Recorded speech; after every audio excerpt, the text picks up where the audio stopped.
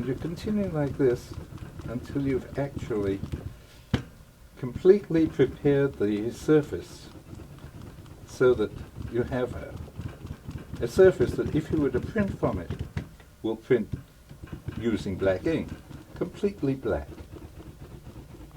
Now, I'm not going to do too much of this, but the next question is, how do you have an image on here that you want to work on? What do you do to put an image on here? Years ago, we had some very good typewriter paper, and you could press on that and it would leave a good mark on the copper. It doesn't seem to work too well anymore. On the other hand, you can use Indian ink. You can use these big pens to draw on it, or, as you can see, or, in fact, if the image requires it, you can offset the image, and I'll just show you what I mean by that. I have many, many drawings, books full of them. Most of them are very simple. I don't complete the drawings because if you complete a drawing, it leaves nothing else to the imagination, and serendipity and chance don't have an opportunity to, and mistakes, to improve your work. So it's a good idea not to, for me, to finish a work. If I do finish a work and I try to make a mezzotint from it, it's like imitating myself. It's much better if I have just a line out drawing and then let it develop from there. At least it is for me. Where the ideas come from is hard to say. Many of them occur as a result of sitting and reading a book. You read something and suddenly it strikes you as very interesting, and an image comes to mind. Many of them are from two disparate ideas that intersect, and where they intersect, an idea comes. And maybe sometimes you're touched by an angel. Anyway, here is a drawing that is typically a robotic-like figure dominating by cruelty. What I do is I put a piece of plexiglass on here, and I use one of these finer points, and I scratch through. By using plexiglass, I can put a drawing under here, I can put one of my photographs under here, any other image that I want, and I can scratch right through it. And when I have scratched right through it, then I can ink it. Just go over and ink it. Here is the scratch through image. Ink it, and don't wipe it too carefully. Leave a lot of ink on it. And then run it through the press and print it, leaving a lot of ink on it. You end up with a very dirty looking print, but it's got a lot of ink on it. Actually, there was one on the other side too. Then you again, once more, run it through the press. You place your copper that has been cleaned with your barkeeper's cleaner, so that the water sheets off it, so it's full, completely free of ink or any oily material. You run it through the press, and the result is that you have an image transferred or offset onto the copper. Now comes the rocking, which I just showed you. And as you rock the plate, you conceal it. But the marks that were offset don't get concealed. You can always see the drawing through the rocking. You can reinforce it.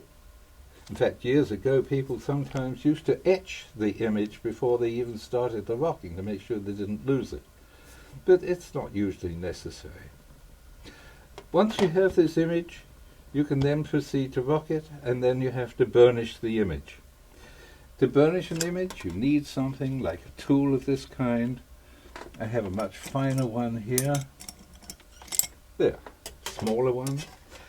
One of the best ones I have is actually made from a dentist's tool. They use a very fine nickel, I think it's nickel steel. Very tough, because they don't like these things to break off in people's mouths.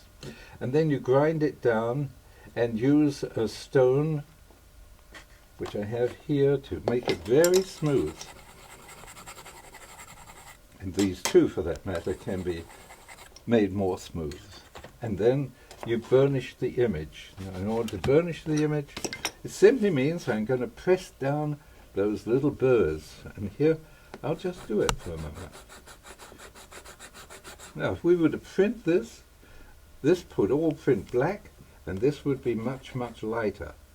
And if I want it really light, I have to scrape the burrs off. This is a typical scraper. It's quite sharp.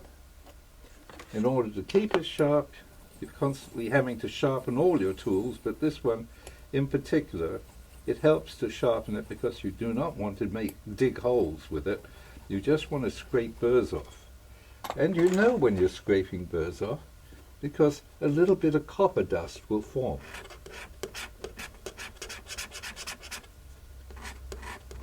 See it? Little copper dust. That means that the little burrs have been scraped off.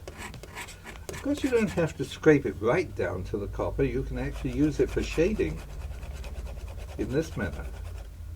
Or you can scrape it very firmly and gradually scrape it with less and less force so that it's going from white to gradually darker and darker and darker. And once you've done that, you take your burnisher and improve on it by really pressing down anything else that's still sticking up. It helps to use a little nose grease.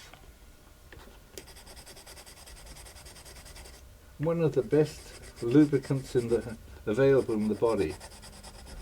So you can start off with a very nice heavy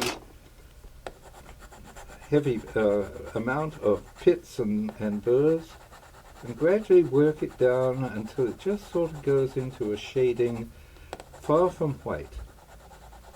Sometimes you can't get it perfectly white because a certain amount of plate tone will remain on the plate. But there's no reason you can't use a Q-tip or something else to get rid of it.